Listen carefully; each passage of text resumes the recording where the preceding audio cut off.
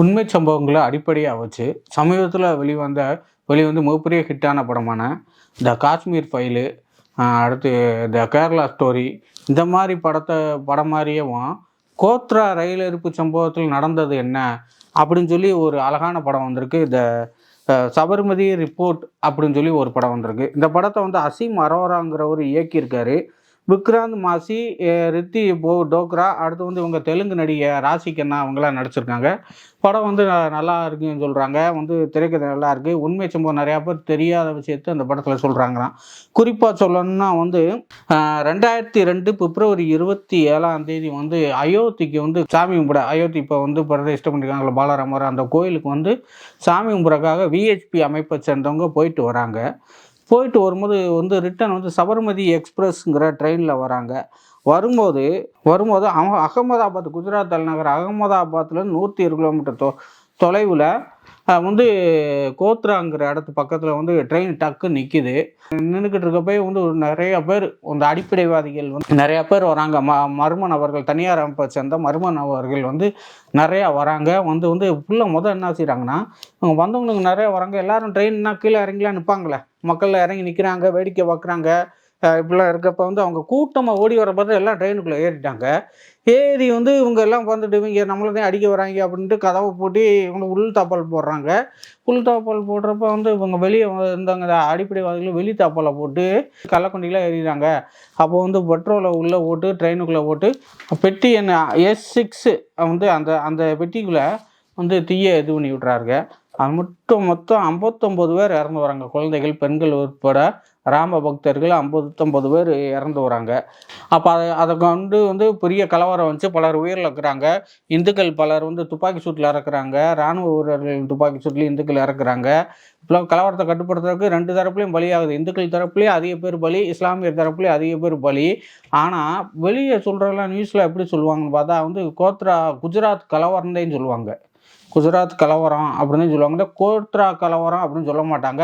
கோத்ரா ரயில் எரிப்பு சம்பவத்தையும் சொல்ல மாட்டாங்க. கோத்ரா ரயில் எரிப்பு சம்பவம் பார்த்தா அப்போ குஜராத் அரசு ஒரு கமிஷன் போடுது. நானாவதி, மேத்தா அவங்கள வச்சு ஒரு கமிஷன் போடுறாங்க. அந்த கமிஷன் தீர்ப்பு என்ன சொல்கிறாங்கன்னா, இதுக்கு 600 லிட்டருக்கு மேலே பெட்ரோல் பயன்படுத்தியிருக்காங்க. செயின் அபாய சங்கிலியை பிடிச்சி இழுத்துக்கிட்டு திரும்ப இது பண்ண விடாமல் செஞ்சுருக்காங்க. வெளி பூட்டிட்டு உள்ள பெட்ரோலை ஊற்றி தீயரிச்சிருக்காங்க. நிறையா பேர் ஈடுபட்டிருக்காங்க அப்படின்னு சொல்லி நானாவதி கமிஷன் அது சொல்லுது. அதே இது மறுபடியும் ரயில்வே அமைச்சர் அந்த லாலு பிரசாத்தையாவது ஒரு அறிக்கை கமிஷன் போடுறாரு. அது என்ன சொல்கிறாங்கன்னா, அப்போ காங்கிரஸ் என்ன செய்வாங்க நமக்கு எல்லாத்துக்கும் தெரியும்ல. இது விபத்து அப்படி உள்ளே ஏதோ அதான் தீப்பற்றிருச்சு அப்படி இப்படின்னு சொல்கிறாங்க. விபத்து நம்ம பக்கத்து பெட்டியில் இருக்கவங்களாம் பார்க்க மாட்டானா, யார் கள்ள கொண்டிக்கிட்டா என்னன்னு அதெல்லாம் தெரியல, விபத்துன்ட்டாங்க. இந்த நானாவதி கமிஷன் அடிப்படையில் தான் இந்த படமும், இந்த சபர்மதி எக்ஸ்பிரஸ் படமும் வந்திருக்குன்னு சொல்கிறாங்க. ஆனால் இதுவரையுமே பாருங்க வேணிங்க, குஜராத் கலவரம் மோடி இது பண்ணிட்டாரு, மோடி அத்தனை பேரை கொன்னாரு, மோடிகிட்ட எத்தனை பேர் செத்துருக்காங்களேன்னு கேட்டால் கூட என் காரில் நாய்க்குட்டி கூடதே அடி வச்சு ஆகுதுன்னு சொல்கிறாரு அப்படின்னு எல்லாம் பேசுவாங்க. பேக்கரியில் வச்சு பெண்களை தீ வச்சு கொன்னாங்க இதெல்லாம் சொல்லுவாங்க. ஆனால் அந்த ட்ரெயினில் எரிச்சு கொண்டதை மட்டும் யாருமே சொல்ல மாட்டாங்க. அமைதியாக கடந்து போவாங்க. அதோட எதிர்வினதே இந்த பெரிய கலவரம் மறுக்க முடியாத உண்மை. ஆனால் அதை மட்டும் சொல்ல மாட்டாங்க. அது விபத்துன்னு சொல்லுவாங்க. அதை விபத்துன்னு சொல்லுவாங்க. இன்ன வரையும் அப்படி தான் சொல்லிக்கிட்டு இருக்காருங்க. அதனால தான் இப்போ இந்த படம் சபர்மதி ரிப்போர்ட் இந்த படம் வந்தவுடனே மோடி அவரை பார்த்துட்டு நல்லா அது உண்மையை வெளிக்கொண்டு வந்திருக்கேன்னு சொல்லியிருக்காரு. யோகி ஆதித்யநாத் உத்தரப்பிரதேசத்தில் இதுக்கு வரி விலக்கு அளிக்கிறோம்னு சொல்லியிருக்காரு. அடுத்து இந்த மாதிரி படம் நிறையா வெளியே வரணும். அப்போ தான் உண்மை சம்பவங்கள்லாம் இதாகும்.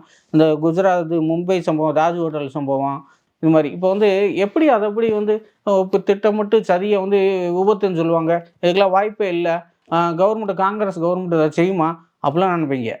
செய்யும், கண்டிப்பாக செய்வாங்க. ஏன்னா இப்போ திமுக கூட கோயம்புத்தூரில் பார்த்தீங்கன்னா ஒரு தீபாவளிக்கு முன்னாடி ஒரு இது பிளாஸ் ஆகுது. அவங்க என்ன சொன்னாங்க, சிலிண்டர் வெடிச்சுன்னு தான் சொன்னாங்க. சிலிண்டரே வெடிச்சு வேறு எந்த இதுவும் இல்லைங்கிறாங்க. இந்த மாதிரி பல சலுகைகள் அளிப்பாருங்க. வெளியே வரக்கூடாது, உண்மை தெரியவே கூடாதுன்னு, உண்மையை மாற்றி சொல்லணும் இப்படின்னு செய்வாங்க. அந்த மாதிரி தான் இங்கே குஜராத் கோத்ரா ரயில் எரிப்பு சம்பவத்தை கூட திட்டமிட்டு விபத்து அப்படின்னு சொல்லி மூடி மறைச்சாங்க. ஆனால் உண்மை மக்களுக்கு தெரிஞ்சிருச்சு. அதனால் மிகப்பெரிய கலவரம் நடந்துச்சு. கலவரமும் தப்புதேன். அதனால் பலர் பாதிக்கப்பட்டாங்க. 2 பேர் தரப்புலையும் பாதிக்கப்பட்டாங்க. ஆனால் இஸ்லாமியில் மட்டும்தான் பாதிக்கப்பட்டதாவது இன்ன வரையும் ஒப்பாரி வச்சுக்கிட்டு இருக்காங்க. இதனால் அமெரிக்காவில் கூட மோடி வரக்கூடாது அப்படின்னு இங்கே இருக்க திமுக எம்பி முதற்கொண்டு கம்யூனிஸ்ட் எம்பி எல்லாம் கையெழுத்து போட்டு அமெரிக்காவுக்கு அனுப்புனாருங்க. அந்தளவுக்கு விசுவாசமாக வேலைலாம் பார்த்தாருங்க. அன்றைக்கி யாரும் அமெரிக்காவுக்கு வரக்கூடாதுன்னு சொல்லி இவங்க எல்லாம் லெட்ரு போட்டாங்களோ, இப்போ இவர் சொல்கிறதே அமெரிக்காவே கேட்குது. ரஷ்யா வந்து சொல்லுது, எங்க போரை நிப்பாட்டுங்க அப்படின்னு ரஷ்யா சொல்லுது. இப்படி உலகத்துக்கே வந்து வழிகாட்டி அப்போ வந்து மோடி உருவாயிட்டாரு. இதெல்லாம் எப்படி நடந்து பாருங்க. ஒவ்வொருவனைக்கும் அது சமமான எதிர்வினை உண்டு. படம் நல்லா வந்திருக்கு. நல்லா திரைக்கதை நல்லாயிருக்கு, ஒளிப்பதிவு நல்லாயிருக்கு, மியூசிக் நல்லாயிருக்கு. தைரியமாக உண்மை சம்பவத்தை எந்த சமரசம் இல்லாமல் எடுத்ததுக்கு இந்த படக்குழுவை பாராட்டலாம். எல்லாரும் படத்தை தியேட்டரில் போய் பார்ப்போம். தமிழே போற்றி.